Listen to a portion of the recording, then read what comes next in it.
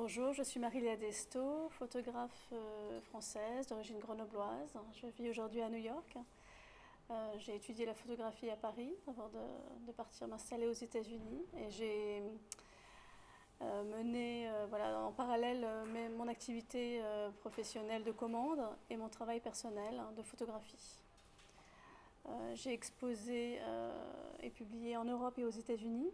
Et plus récemment, j'ai publié mon premier livre de photographie, La Promesse, aux éditions Filigrane, que j'ai exposé au lieu de la photographie l'été dernier et en ce moment, cet automne, au Festival du Regard à Cergy-Pontoise. Et aujourd'hui, je reviens à Lorient avec mon nouveau projet, The Journey. À l'origine de ce travail, une recherche généalogique qui a été faite par un cousin éloigné qui a recontacté toute ma famille. Et c'est comme ça qu'on a découvert, enfin ma mère surtout, elle me l'a raconté ensuite, elle a découvert son origine juive et aussi qu'elle avait une très grande famille internationale, c'est-à-dire dispersée un petit peu partout sur tous les continents, une famille qui vient de la diaspora juive. Effectivement, ce récit familial qui m'a été transmis, pour moi, était source d'une grande fascination en tant qu'enfant. C'était un peu le début d'une construction mythologique, familiale.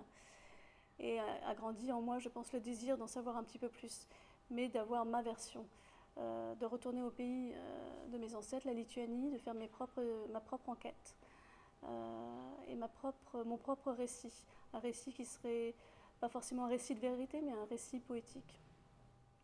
Dans The Journey, je mélange mes photographies personnelles à des extraits de citations de poésie et je revisite une mémoire lointaine, mais une mémoire un petit peu flottante, voilà, qui s'est avec le temps un petit peu altérée, qui a dérivé et que je reconstruis aujourd'hui. Dans ce décor lituanien, j'ai fait poser 3 générations, ma mère, mon fils et moi. Cette mémoire familiale qui a été transmise de génération en génération était un petit peu forcément altérée par le temps et par les témoignages successifs qui ont été réinterprétés ou qui ont disparu ou qui se sont retrouvés comme ça un petit peu en pointillés. J'appelle ça la mémoire flottante. Et c'est à ça que j'ai voulu faire correspondre mon travail, par l'altération des images. Avec l'aiguille, je perce le tirage et le paysage imprimé et je dessine une silhouette, un visage, un portrait. Je recrée du souvenir. Et contre la lumière, le tirage fait apparaître justement ces dessins lumineux. En revanche, quand on est à l'extérieur de la maison, vous verrez le dos des tirages. On voit à la surface blanche du papier le dessin imprimé, un petit peu en relief, comme une ombre blanche, fantomatique, de cette mémoire flottante.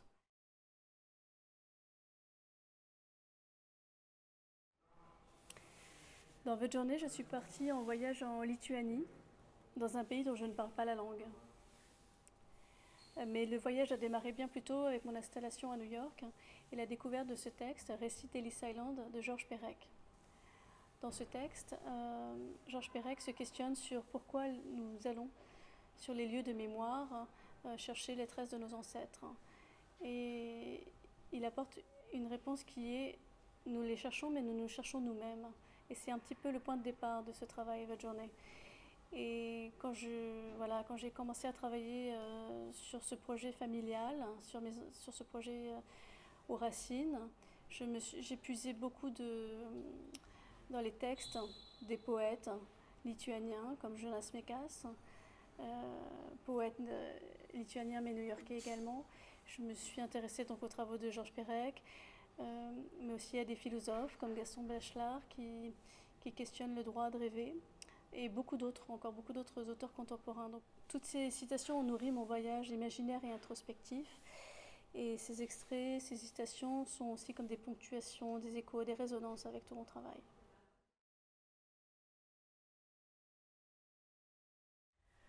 Pour moi, dérive, c'est explorer, c'est se laisser porter et partir au loin. Dérive au sens propre, dans The Journey, c'est l'exode de ma famille, évidemment, c'est l'exil, c'est la destinée, c'est la diaspora juive. Chaque image est un petit peu la somme des dérives manuelles. Je libère un petit peu ces âmes oubliées, je les fais briller, je fais vivre leur mémoire, juste pour dire de ne pas oublier. En philosophie, la dérive, c'est aussi une manière de errer dans un lieu pour se l'approprier. Moi, c'est comme ce que indiquait Georges Perec à Ellis Island, c'est partir d'un lieu réel et aller vers un lieu imaginaire, introspectif et biographique.